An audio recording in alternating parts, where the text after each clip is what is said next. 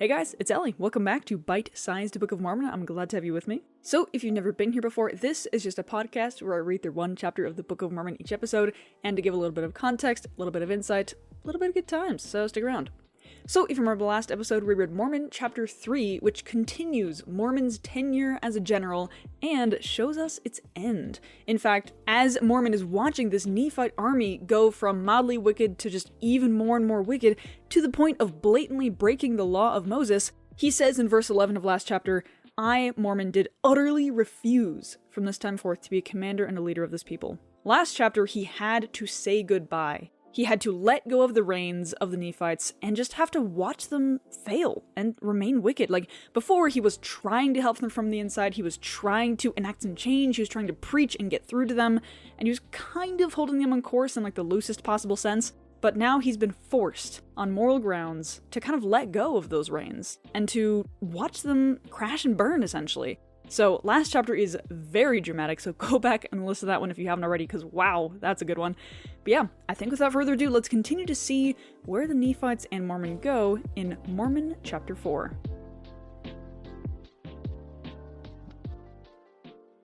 And now it came to pass that in the 363rd year, the Nephites did go up with their armies to battle against the Lamanites out of the land desolation.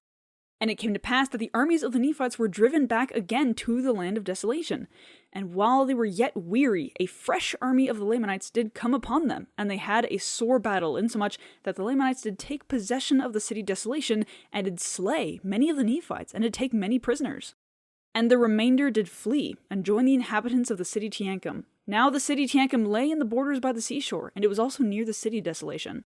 And it was because the armies of the Nephites went up unto the Lamanites that they began to be smitten. For were it not for that, the Lamanites could have had no power over them.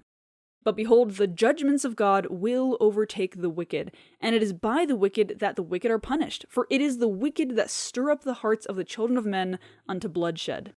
So, this is not a promising start. Remember, keep in mind, this is the Nephite armies, and Mormon is no longer leading them. Now, I assume he has resumed his role just as observer and recorder in the records. He's just writing down what he sees just to maintain the history of the people. And so that's probably why Mormon knows all about these armies and this battle, is because, well, he's kind of almost become a journalist in some way. But anyways, this is not a great start. As I said, the Nephites, they attack, which is not what a godly army does. We spoke about it a little bit in a previous chapter, but people of God, righteous people, righteous armies, they don't attack without true warrant, that warrant being to save lives. They only defend and only ever attack if that attack will save more lives than it loses. And that is like one of the cardinal rules of warfare that you hear about in the war chapters of the Book of Mormon all the way back in Alma. Like, this is a very foundational thing that the Nephite generals made sure never to break, and whenever they did, it did not go well. This is a very clear pattern that we already know and understand as readers of the Book of Mormon. And yet, in verse 1 of this chapter, it starts by saying, the Nephites did go up with their armies to battle against the Lamanites. And remember, this is written from Mormon's perspective, who has now basically abandoned the Nephites to their own devices, and he clarifies this point that I've already explained. In verse 4, he says, it was because the armies of the Nephites went up unto the Lamanites that they began to be smitten. For were it not for that, the Lamanites could have had no power over them. So it was their attack that caused their failure.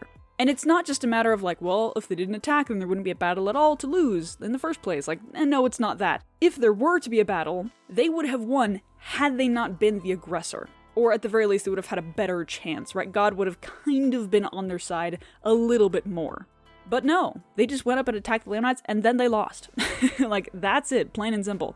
And then after that, it introduces a very interesting concept. In verse 5, it says, it is by the wicked that the wicked are punished. Which means that God uses the wicked for his righteous purposes.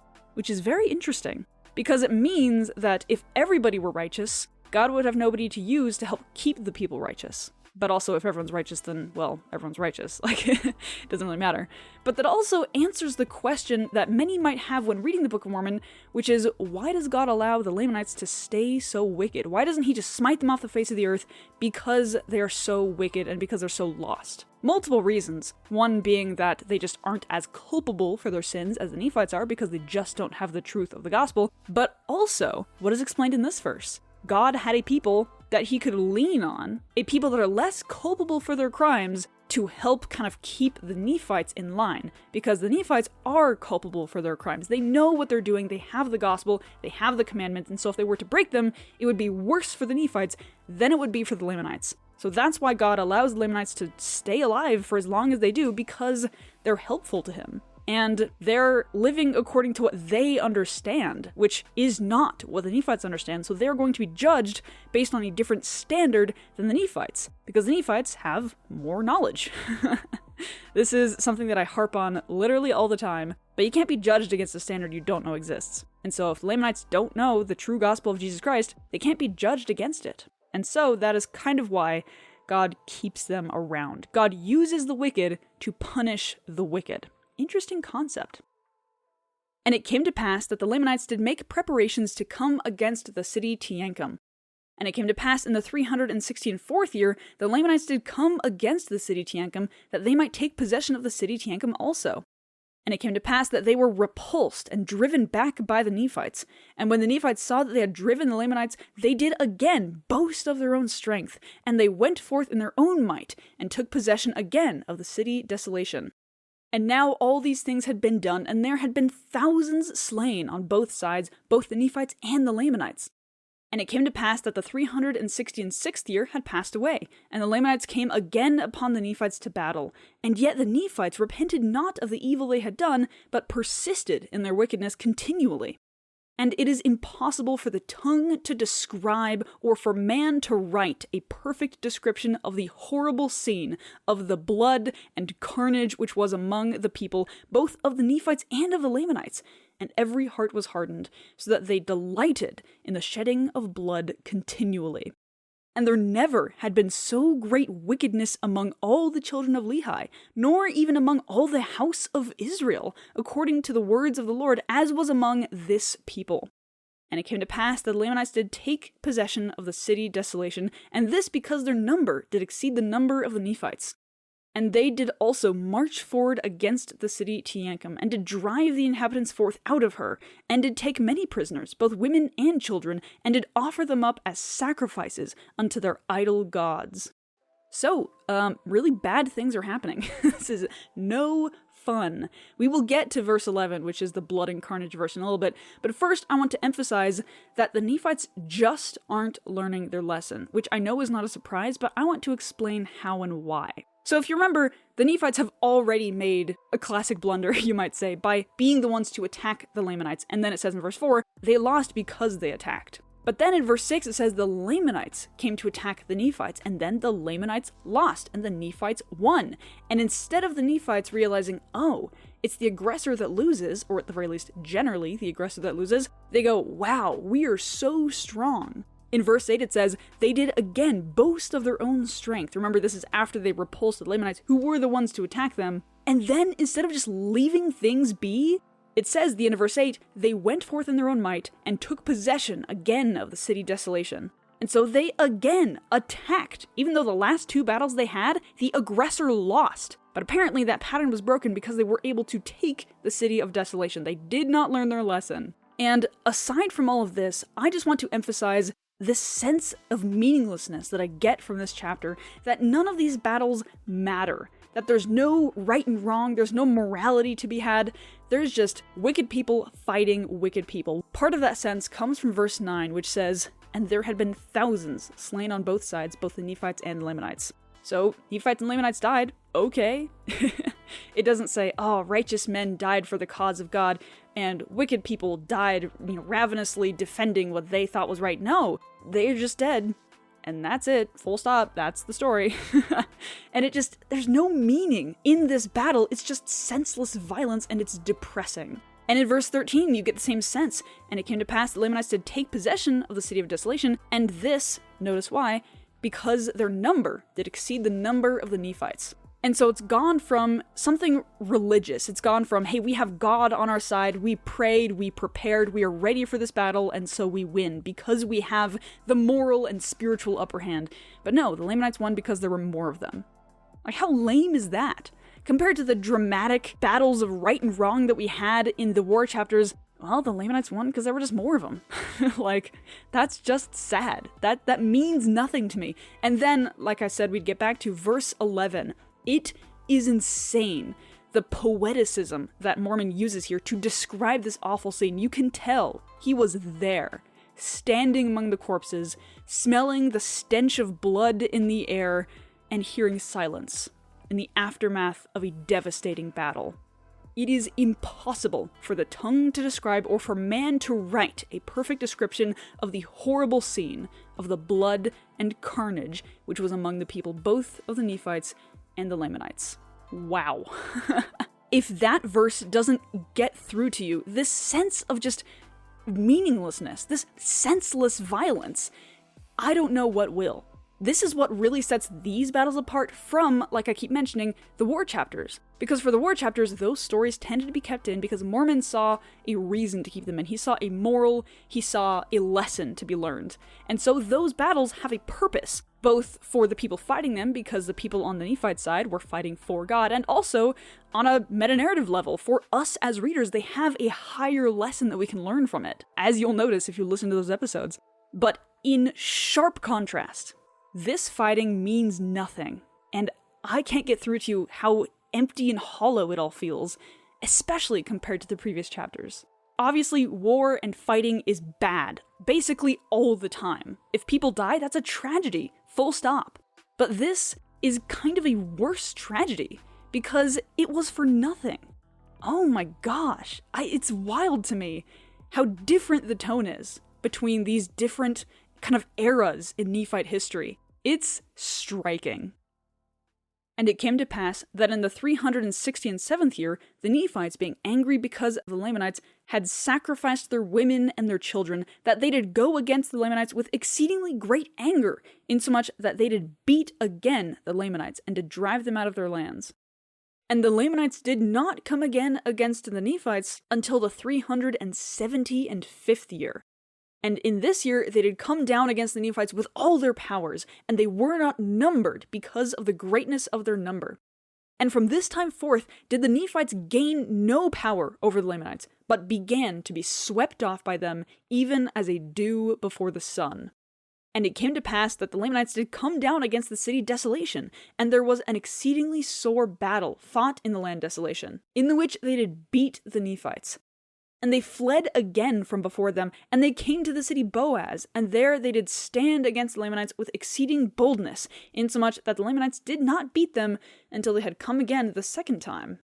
And when they had come the second time, the Nephites were driven and slaughtered with an exceedingly great slaughter. Their women and their children were again sacrificed unto idols.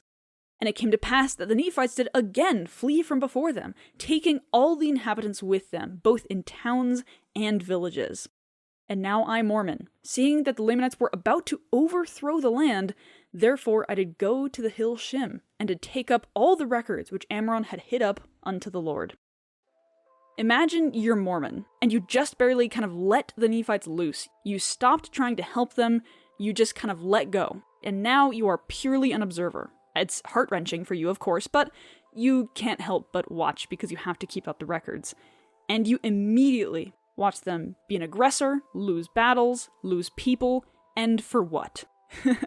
You immediately watch them backslide just about as fast as you possibly can, and in the span of one chapter, which is around 15 years in the timeline, you get verse 18. From this time forth did the Nephites gain no power over the Lamanites, but began to be swept off by them even as dew before the sun.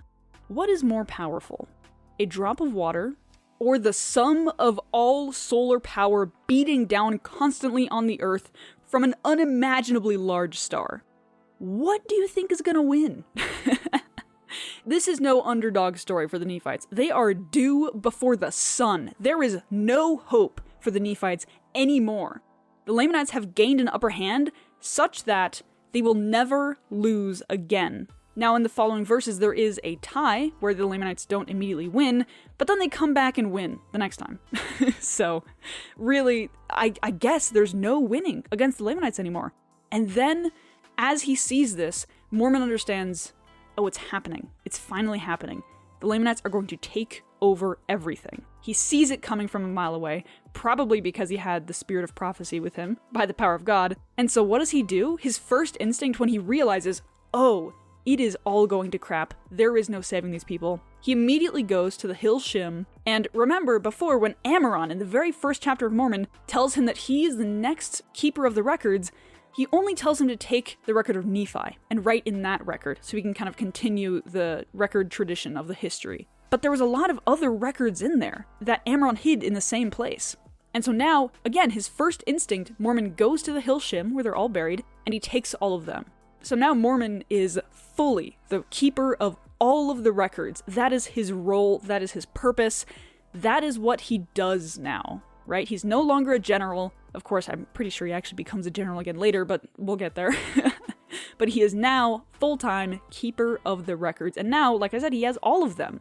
And I think it should tell you something, that even secret Nephite records hidden in some random hill are not safe from the Lamanites. Now, to be fair, we don't know how secret they actually were, but they're hidden in a random hill. I don't know what that hill looked like. Was there some marker showing where they were, or was it just Book of Mormon style, where it was just hidden under some rock in the woods? Either way, Moroni knew that in the soon-to-come hostile takeover of everywhere by the Lamanites, even those records would not be safe. And so Ammoron originally hid up those records because he saw the wickedness kind of coming from far away. There were still Nephites, they were still kind of righteous, but there was clearly not enough righteous people to justify giving them to his son or to a king or to a high priest. And so he hid them. But that was, at this point, decades ago, and the Nephites have only gotten worse and worse and worse, with no sign of improving. In fact, Mormon specifically says they will never again win against the Lamanites, which is horrifying, by the way. Oh my gosh, that's terrifying. But yeah, now Mormon has properly become who we know him as, the keeper of the records, and eventual abridger of the records, and constructor of most of the Book of Mormon. So I'm not sure at what point in his life he begins the abridgment, maybe he mentions it later on in this book, but either way, now we know he has everything, and he just has to put it all together, and he just kind of has to watch his people fall apart. And you are not wise if you think that the context that Mormon was producing this record in had no bearing on the contents of that record. That record, of course, being the Book of Mormon, because he constructed the Book of Mormon while his people were falling to shambles. And he understands why it happened. And he's inserting that moral, that warning against pride, in almost every book and chapter of the Book of Mormon. So now you understand why this moral, warning us against pride, reverberates the Book of Mormon. Mormon is living in a time where pride has overtaken everything, where blindness to God is caused by this pride and arrogance. And he's doing everything he possibly can to stop us from falling into that same trap. And he's using all the resources he has, which at this point is just the records. He's essentially given up on the era that he's in, and he's forced to try and improve the future era as best as he possibly can. So the standout verse is going to be verse 19, which says, "And it came to pass that the Lamanites did come down against the city Desolation, and there was an exceedingly sore battle fought in the land Desolation, in the which they did beat the Nephites." So of course the battle doesn't end here. The Nephites run away to another city and the battle continues. The Nephites continuing to run away like powerless cowards, because that's what they are at this point. But I want to point out a little bit of dramatic irony. I don't know if it was intended, but it probably was, that this first battle, after the Lamanites come back in all their power, and we hear that verse about how they will never win against the Lamanites again, that first battle happens in the land Desolation. Do you know why it's called Desolation? That's because when the Nephites found it, they found ruins. They found a destroyed landscape. And you know what caused those ruins? You know what caused that destruction? The fall of the Jaredite civilization, which we will read about in Ether, which is the next book. And so in the Book of Mormon, we read about the fall of two civilizations. The Jaredites, which they come to the Americas far before the Nephites and Lamanites ever do, and they die out while the Nephites are still very young, and the Nephites and Lamanites, who come in around 600 BC and die out in around 420 AD. And these two great civilizations die out, or at the very least begin to die out, in the same land. The land desolation. I just think that is some crazy parallels. I mean, what do you think caused that desolation, right? It is simply the most depressing form of dramatic irony. The Nephites are simply carrying on the very not proud heritage of this area by dying out because of pride in the land desolation. They're continuing this depressing tradition of civilizations dying because of pride. I noticed that things were happening in the land desolation. I was like, wait a minute, we're in the Nephite death spiral right now. You know where the Jaredite death spiral happened? Also the land desolation. So anyways, this is, bad. This chapter is not great for the Nephites, but also, when things were bad for the Nephites before, it actually felt bad because the Nephites were generally in the right, or at the very least, their leadership was in the right, or the people were in the right, or they had something good about them. They were still the people of God. But now the name Nephites and Lamanites has lost all meaning because neither of them are righteous anymore. And so the differentiation means nothing. They're just separate groups fighting for whatever selfish reasons they can come up with. So anyways, I think senseless violence is the theme of this chapter. Yippee. So much fun. But yeah, that is the episode for today. I hope you enjoyed. Now, of course, nothing genuinely good happened besides Mormon taking up all of the records to keep them safe. But I hope you learned something, right? I hope you took something from it. Something not to do, preferably, from this chapter. But anyways, yeah, there's just one link down in the show notes that I want to let you know about. It's my link tree. It's where you can access my socials, Instagram, YouTube, Substack, and you can also read the Book of Mormon online and for free. So go ahead and check that out because you should read the Book of Mormon. It's, yeah, it's pretty good. It's not bad. It's okay. But yeah, finally, you can also donate and or contact me. So I don't make any money. I do this just for fun. And so whatever you donate is greatly, greatly appreciated. But yeah, that's all I've got for you today. I'll talk to you later. Bye.